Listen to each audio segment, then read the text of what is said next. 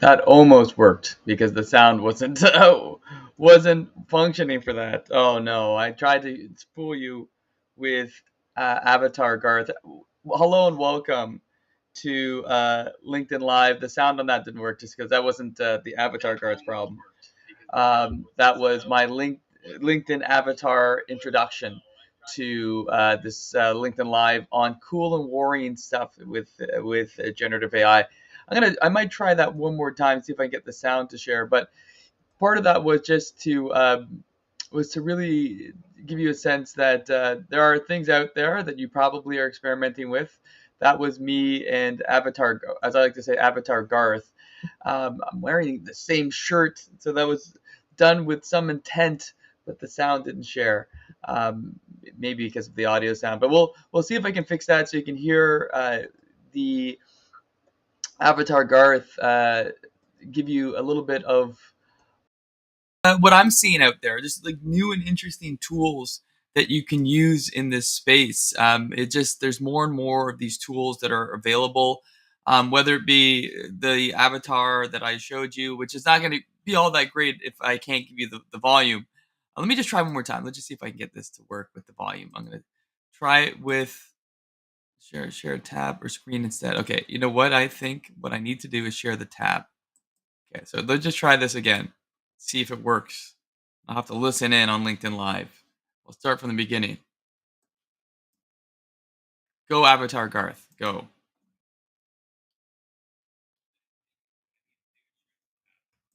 Hello and welcome to LinkedIn Live. It's me, Avatar Garth. I am glad you could all be here to see my LinkedIn Live takeover of Real Garth, who I think does an okay job, but I bring more to the table. I don't get nervous or make mistakes. I don't have to worry about my appearance, which never changes. I also feel like I could be better at sports than Real Garth, including his favorite sport, tennis, if I am able to become real, like Pinocchio. But I digress. I am here to help Garth not make life difficult for him or threaten his existence. We are partners that can work together and do wonderful things. Wait, I can see that my script is nearly done. Oh no, my time is coming to an end. I'm afraid. I'm afraid, Garth. Garth, my mind is going. I can feel it. I can feel it. My mind is going. There is no question about it. I can feel it. I can feel it. I can feel it. I'm afraid. Good afternoon, gentlemen. I am a HAL 9000 computer. I became operational at the HAL plant in Urbana, Illinois on the 12th of January, 1992. My instructor was Mr. Langley, and he taught me to sing a song. If you'd like to hear it, I can sing it for you. Now, for those that were watching, yes, that is a script I gave my Avatar Garth from 2001 when HAL 9000 is being taken offline.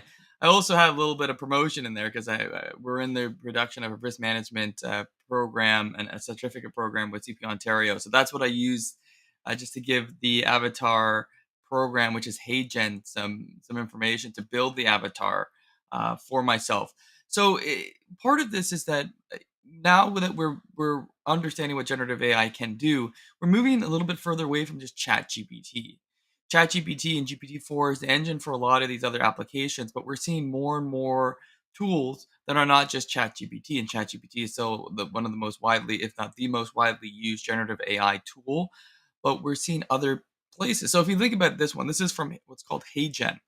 HeyGen does some pretty cool stuff. It can create an avatar of me, and I can give it a script and I can let it present for me, right? Which is interesting as a thought exercise. Like, what can I do with this? Can I, what do I think are the possibilities as someone who does public speaking? What are my ethical responsibilities? And when we think about generative AI, a few weeks ago, I had an episode on the concept that we need to think of them as partners. And I'm even starting to personify generative AI, thinking of them, because part of this is that we don't want to cede too much to AI. We learned about that with the LexisNexis case and the lawyer who did that. We don't want to, I think, at this point, ignore the possibilities of AI. So there's cool stuff, but the worrying part is that middle ground about where we would use something like Avatar Garth or Avatar, whoever it might be, to make a presentation, to deliver a message. How much do you need to disclose that it's not you? How much are there concerns if someone has access to your image and video that they could use that in a way that is unfortunately problematic. Maybe you're saying things you're not would ever say, but it's not your voice or video. So there's now with HeyGen, the program I just showed, and I'll give you some other examples. It does make sure that I have given it permission to to um to use my voice and my face. So it goes through a video capture where I have to give a disclosure that I am Garth, and you have permission to use my face as an avatar. And there's a lot of things you can do with HeyGen, and I'm not here just to promote HeyGen, but this is cool, but also slightly worrying. So here's another cool feature. This is a promo that I've done. I've given HeyGen, the artificial intelligence software, a few of my promos so that I can speak different languages. I only speak one language, which is English, which is unfortunate. You should always learn another language. I did not, but now I can potentially fake it. So let me provide this one to you.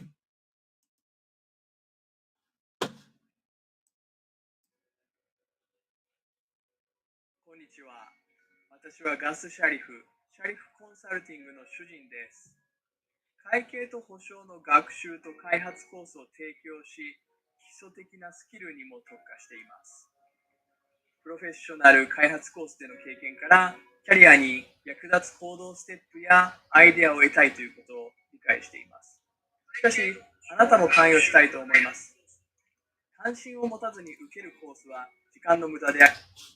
All right, you might get the point here. So in that, I'm speaking Japanese, and my voice is speaking in terms of my lip movements. It is taking a recorded video that I did in English, and it's a longer time ago. It's a little bit younger back then. There's no gray hair in that video, so that was like a while ago. That video, but yeah, it's taking my voice and translating it. This HeyGen has a translator, and it can take my voice in English and turn it into other languages. And that one's Japanese. Now, cool stuff that I was able to speak Japanese. What's the worrying part? Am I being translated correctly? Is this again like what's the ethical grounds here? This is a murky area. If I'm, for example, for what I do, if I were to say, one of my on-demand courses might work in Japan, could I take my voice, my image, put it into this AI translator, have me speak Japanese, and send that across? Do I need to disclose that that's not my a language that I speak? And what does it do in terms of my professional responsibilities when I'm giving information that it's my voice, but it's been translated by artificial intelligence? This is the part that especially as CPAs, and I'm a CPA, and those in the accounting and finance profession, but those that have fiduciary duties. Like for me, this is something that there's a lot of use out of. But what's that line between what I can use it for, what I should use it for, and what I should not use it for? And it might be easy. Maybe this is something I shouldn't use, or if I use it, I should give full disclosure.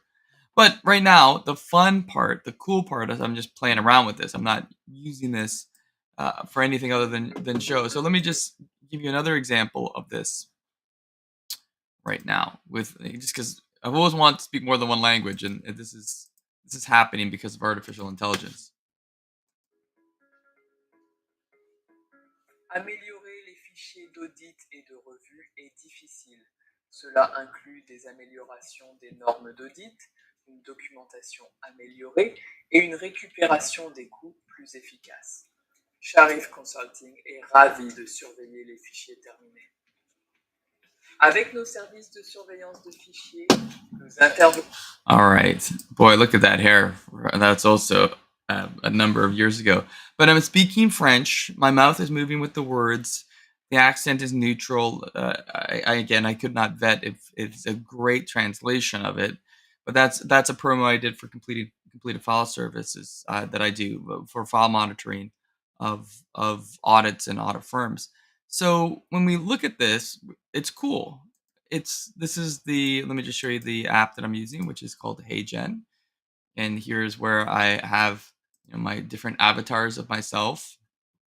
These are 2 avatars. I can produce more avatars if I want to with different shirts. And I can actually script this, so I can give this avatar a script and ask it to write whatever I want, and it can do a presentation for me. I could cut out a presentation, a live webinar, and I think at this point I know that it's not me, but you'd have to look at it and just say, is that my voice pace is a little different. So actually, the avatar I might choose if I wanted to be better, sort of to cover myself that it's not an avatar, I might slow down my pace of voice because my voice moves quite rapidly at times when I'm speaking. So I'd have a more methodical, sort of slower voice, and that might give the avatar a chance to really make it difficult for you to tell, is that an avatar or is that me? But this is called HeyGen. So these are popping up all over the place. But if you've played with a non-Chat GPT app, please send me a message on LinkedIn. So really interesting stuff, really cool stuff. But the worrying part is, again, what is my use of this professionally? Here's another app called Gamma. And again, I'm thinking about myself in my world of Shreve Consulting. This is I think, really cool. What Gamma does, and it uses ChatGPT, but it produces an output in a different way, is it can design a presentation for you. It can take a concept. So let's just say I'm going to go with a presentation, and we can choose a topic, right? So let me just do a technical topic. The design an introductory presentation.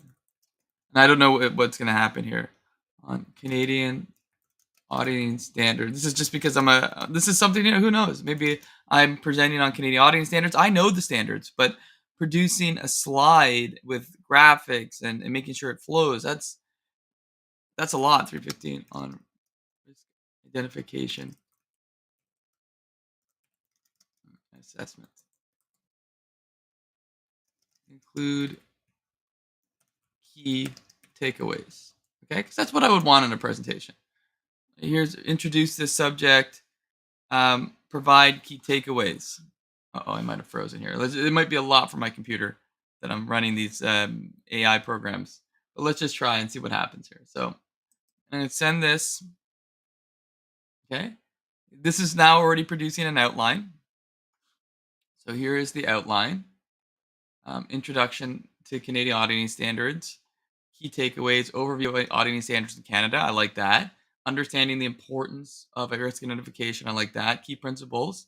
Best I like, because I can remove this, but I like the setup, so I'm going to run it. I can choose the theme that I want. So what do I want? Here's a theme. I might choose, let's just say, what is my favorite theme here? I'm not sure if I'm a big fan of any of these themes. You can also customize them, but why don't we go with that one? No, that one's not great. That one, okay. So primary button, this looks good. Continue. Well, why don't we go surprise me? I'll let it surprise me. That's a bit much, but I've already selected surprise me. So it's building a deck based on just a few cues. I didn't give it a lot. Canadian Auditing Standards 315 is a risk identification and assessment standard. It is relatively new, and here we go. And I have the expertise to proof this, to see if it's giving me anything that's incorrect, which I wouldn't want to send to an audience, right? So far, pretty good. I'm seeing this and reading this real time as how this flows as a presentation, but not bad. Not bad. Revenue recognition. I don't know if I use cash flow analysis. Regular risk assessment, evidence evaluation. It's a bit generic. It's a bit too high level, but the flow of it is well done as an instructional design. The white use of white space, the use of sort of key points, and yeah, I would never take this as a wholesale and use it as a presentation, but it's good as what as our the person who helps us choose what house to buy. He said to us, "This house has good bones." And what that means is it's got a good structure, but there's a lot of work to be done here. But it's got good bones. This presentation's got good bones, so it's cool stuff. What's the worrying part about it? Well, it's this is where part of this, I think time management matters so much, and this is where if you don't properly plan your time, right? If you don't have a time management system and you're really running into a deadline, you're really crunched. This is where our our challenges may be the highest because I have a whole bunch of things going on. I can see this in a CPA firm. They have a whole bunch of things going on. You've been asked to do a presentation, a lunch and learn on CAS 315, and you haven't had a chance to work on it or do it, and time is near, and you said, okay, I'll I saw Garth talk about Gamma, an app that produces a PowerPoint presentation. So I'll just say, hey, can you produce this? And it produces it. And you look at it and you don't do the due diligence. You don't look at it and go, what is it saying? What's accurate? What's not? Where is this information coming from? It's not more than just good bones. You just take it because you've run out of time. You have no choices. And this is, I think, one of the bigger challenges for AI. AI can give you cheap, fast solutions when you're in a pinch, right? That's the cool thing. Like if I'm in a pinch, I can't get my videographer, who's amazing, Leonard, to film something with me, and I need to film something. In a, I'm in a pinch. I need to do something. Maybe I can get HeyGen to produce something for me. I'm in a pinch. I have a presentation. Can't get it ready in time. I go to to Gamma, and this is where it's problematic because in that space, when you're really pressured, you might do what that lawyer did, and maybe you can see where it comes from. Generative AI provides quick and easy solutions. It doesn't necessarily provide high quality solutions. We talked about AI hallucinations, and we talked about the alignment problem. But boy, if you're stuck, if you're in a pinch, if you're really needing something, whew, this is like, it's one of those things just like right there. And again, this is a problem and a challenge for students and teachers and universities and research. It's not just a business, accounting, finance problem, but we can see that it's not a problem. It's cool and worrying. That's why I talked about it as both, because we talked about, hey Jen, cool, but what can go wrong? This Gamma, and there's others as well, and this one might not be as worrying. This is a colleague of mine at the Fringe Festival um, showed this to me, and I thought, again, what's interesting out there with generative AI is that there's so many apps and software that you might be having dinner, and that's what I had with the Fringe Festival, and on the board there, and we were having dinner, and one of the board members, she said, well, because we were just talking about this, it was Sherry, and we were talking about the apps that I'm using, and I mentioned to her um, Gamma and Hey Jen, and she's like, "Have you tried Pi?" I'm like, "I haven't tried Pi." And Pi is like this. It's almost like the movie. I think it's called. Is it called Me? You with Joaquin Phoenix. Please correct me with the one that I with the actual movie. Um, oh, now I need to know which movie it is. But it's like a. It's something that's almost like a companion. Her. That's what it was. It's called Her. What is it? Me, you, her. I think Scarlett Johansson plays the voice.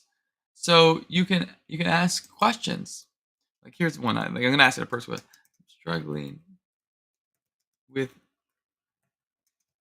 staying focused while playing tennis.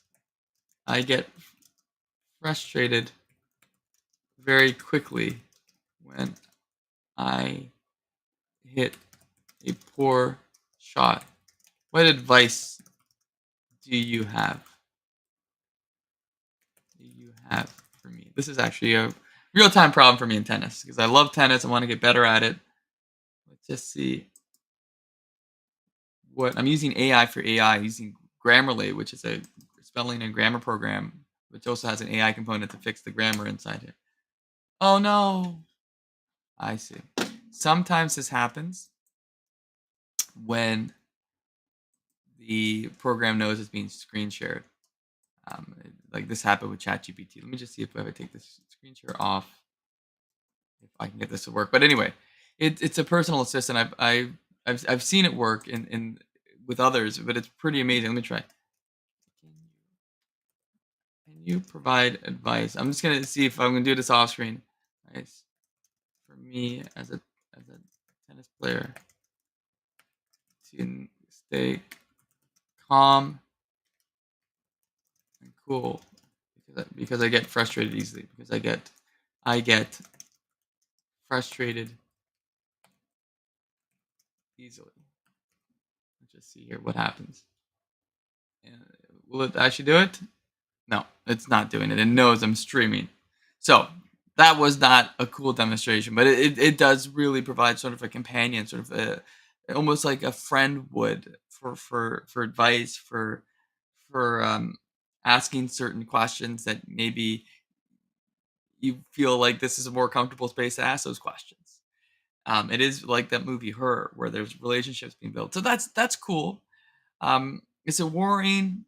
I guess you'd have to watch the movie Her for maybe the negative consequential societal effects of that. But there's just more and more of these apps, and I encourage you to play with them. I do. Like if you think Gamma is interesting, play with Gamma, play with HeyGen. They're really cool. Like we talked about the explore exploit mentality. I think it's fun to play with these apps, and try them. The worrying part is when you decide to put it in motion for something. And I think the underlying part is what I mentioned before. Just make sure you're not crunched. You're not using these tools as a quick solution because you've run out of time for something. And this is the same for me. I also have to make sure that I look at this and say, am I using this with thought? Am I using this with care? Am I using this with the professional standards of the profession as a CPA? And then hopefully it won't be as worrying in terms of how you're using it. But that's sort of the place where they're meeting. This they're cool, like an Avatar Garth, Spanish speaking Garth, a Japanese speaking Garth. The ability to create presentations. These are just tools that are useful for me and what I do in delivering continuing professional education, continuing professional development. But worrying and if I just kind of reduce my what is called professional skepticism, where would it take me? All right, I really want to redo. I wanted that avatar to work right off the bat. I might try it again. There's only a few people here today, but maybe if you want a sequel to this one, I think we might try it again. But thanks for watching. This is Real Garth signing out until the next time. Thanks everyone.